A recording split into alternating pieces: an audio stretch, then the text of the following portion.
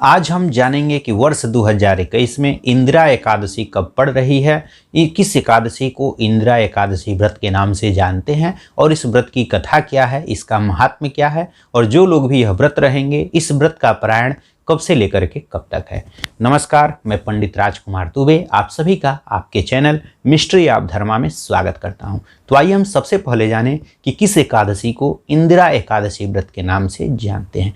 तो जब भी आश्विन का महीना हो तो आश्विन महीने के कृष्ण पक्ष में जो एकादशी तिथि पड़ती है उसी एकादशी को इंदिरा एकादशी व्रत के नाम से जानते हैं। अब आइए जानें कि यह वर्ष 2021 में कब पड़ रहा है।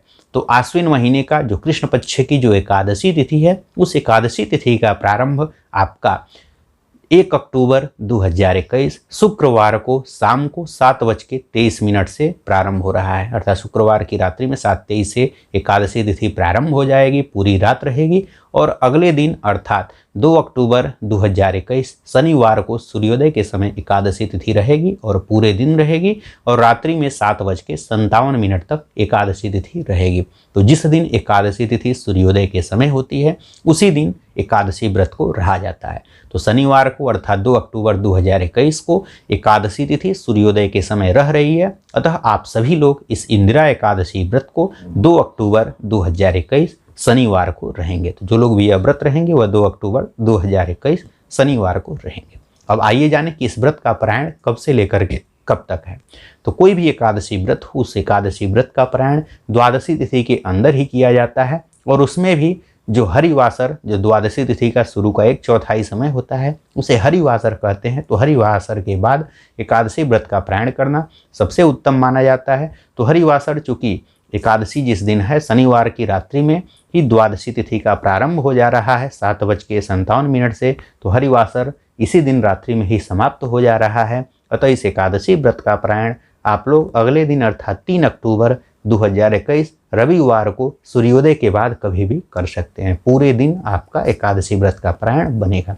तो पूरे दिन सूर्योदय के बाद कभी भी आप लोग इस व्रत का पारायण कर सकते हैं। अब आइए जाने कि इस एकादशी व्रत की कथा क्या है, इसका महात्म्य क्या है। एक बार की बात है, राजा युधिष्ठिर जी भगवान श्री कृष्ण से कहते हैं कि हे भगवान, आप हमें आश्विन मास में कृष्ण पक्ष में जो पड़ने वाली एकादशी है उस एकादशी व्रत को किस नाम से जानते हैं, उसकी कथा क्या है, इसके महत्व के बारे में बताइए।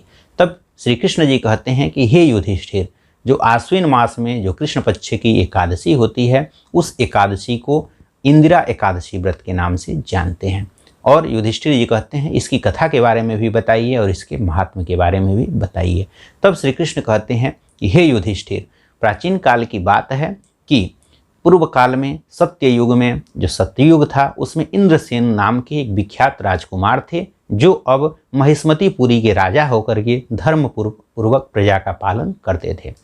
राजा इंद्रसेन भगवान विष्णु की भक्ति में तत्पर रहते थे और भगवत संबंधी संपूर्ण कार्यों को किया करते थे और प्रजा का पालन प्रेम से किया करते थे।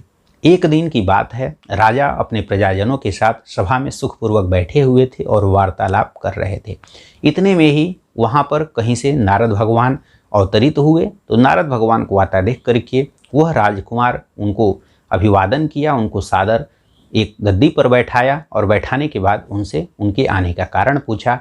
तब नारद जी ने कहा, हे राजन, आज मैं घूमते हुए यमलोक में गया हुआ था। वहाँ पर जाकर के मैंने देखा कि आपके पिता वहाँ पर बैठे हुए थे और वह दुखी थे और वहाँ पर उन्होंने मुझे देखा जब, तो उन्होंने कहा कि हे भगवान, आप मेरे पुत्र के यहाँ जाइए और वहाँ जाकर के उनसे कहिए कि वह मेरे जो मैं यहाँ पर नरक में जो यमलोक में यह दुख भोग रहा हूँ इससे तृप्ति के लिए वह मेरे लिए इंदिरा एकादशी का व्रत करें। अगर वह इंदिरा एकादशी का व्रत करता है और व्रत करने के बाद उस व्रत का पुण्य फल मुझे दान दे देता है तो निश्चय ही मुझे इस लोक से छुटकारा मिल जाएगा और मुझे विष्णु लोक की प्राप्ति हो जाएगी। तब वह जो इंद्रसेन नाम का जो राजकुमार था उसने नारद जी से प्रेम पूर्वक पूछा कि हे भगवान, आप हमें यह बताइए कि किस एकादशी को इंदिरा एकादशी के नाम से जानते हैं और यह कैसे किया जाता है। तब नारद जी ने कहा कि हे राजकुमार, जो आश्विन मास में जो कृष्ण पक्ष में जो एकादशी तिथि पड़ती है तो यही एकादशी इंदिरा एकादशी व्रत के नाम से जानती है। इस एकादशी को जिनके पितर मृत्युलोक में, यमलोक में पापों को भोग रहे होते हैं। अगर कोई भी इस एकादशी व्रत को रहता है और रह करके श्राद्ध पूर्वक उनका श्राद्ध करता है, श्रद्धा से भगवान सत्यनारायण को सामने रख करके उनका श्राद्ध करता है, तो निश्चय ही वह इस लोक का जो भी उसका पाप होता है उसका पाप कट जाता है और वह भगवान के विष्णु लोक को प्राप्त करता है। इसके बाद से उस राजकुमार ने नारद जी से कहा कि हे भगवान, आप हमें इस एकादशी व्रत को कैसे किया जाता है, इसकी विधि बताइए। तब नारद जी ने कहा कि जिस दिन दशमी हो, जब भी यह आपका अश्विन मास का कृष्ण पक्ष हो और जब दशमी तिथि हो, उस दिन केवल एक टाइम सुबह भोजन करना चाहिए और उसके बाद से भोजन करने के बाद शाम को आपका बिना भोजन के ही रहना चाहिए और रात्रि में जमीन पर सोना चाहिए। और अगला दिन जब सूर्योदय हो जाए तब सूर्योदय में दातुवन करके मुंह धोना चाहिए, अपने दैनिक कार्यों को करना चाहिए। स्नान करने के पश्चात भगवान से प्रार्थना करनी चाहिए, संकल्प लेना चाहिए कि हे भगवान, आज मैं निराहार रह करके और अपना जो भी सारे भोग है सभी भोगों को त्याग करके आज मैं आपका व्रत रहूँगा और कल मैं इस व्रत का पारायण करूँगा। आप मुझे शरण में लीजिए और मुझ पर कृपा करिए। इस तरह से भगवान से प्रार्थना करनी चाहिए और उस दिन व्रत रहना चाहिए। और इसके बाद मध्याह्न काल में चूँकि पितरों का श्राद्ध भी किया जाता है, चूँकि यह पितृपक्ष में ही व्रत पड़ता है, तो मध्याह्न काल में नारायण भगवान को सामने रख करके और उन्हीं के सामने अपने पितरों को जो भी श्राद्ध कर्म करना है सारा पिंडदान करना चाहिए, तर्पण करना चाहिए। और यह करने के पश्चात ब्राह्मणों को भोजन भी कराना चाहिए। और जो पितरों को अन्न का जो पिंड बना करके पिंड दिया जाता है, उस पिंड को सूंघ करके और किसी गाय को खिला देनी चाहिए। और जो ब्राह्मण होते हैं, ब्राह्मणों को विधिपूर्वक भोजन कराना चाहिए, उनको उचित दक्षिणा देनी चाहिए और उन्हें प्रसन्न करना चाहिए। और इसके बाद भगवान ऋषिकेश का, भगवान नारायण का जो भी पूजन का सामान है उससे पूजन करना चाहिए। और पूजन करने के बाद इस व्रत को आरती करना चाहिए, इसका व्रत रहना चाहिए। और व्रत पूरे दिन व्रत रहें। रात्रि में जो भी आपके भाई बंधु हैं, चाहे आप स्वयं ही, भाई बंधु नहीं जागेंगे तो आप स्वयं ही आपको जागरण करना चाहिए, भगवान का गुणगान करना चाहिए। तो रात्रि में भगवान का जागरण करें और अगला दिन जब सूर्योदय हो जाए द्वादशी तिथि को अपने भाई बंधु के साथ ब्राह्मणों को बुला करके ब्राह्मणों को फिर से भोजन कराना चाहिए। पहले भगवान विष्णु की पूजा करनी चाहिए, फिर ब्राह्मणों को भोजन कराना चाहिए। और बंधु बांधवों के साथ इस दिन स्वयं भी मौन होकर के भोजन करना चाहिए। और इस तरह से विधिपूर्वक आलस्य रहित होकर के अगर इसे इंदिरा एकादशी व्रत को किया जाता है तो इस तरह से इस व्रत का पूर्ण फल प्राप्त होता है। यह कह करके वहाँ पर नारद भगवान अंतर ध्यान हो गए। इस तरह से यह एकादशी व्रत का पूरा विधि सुन करके जो वह राजकुमार इंद्रसेन था उसने इस व्रत को ठीक उसी तरह से विधिपूर्वक इस व्रत को किया। इस व्रत के करने के पश्चात इस व्रत का संपूर्ण फल वह अपने पिता को दान कर दिया।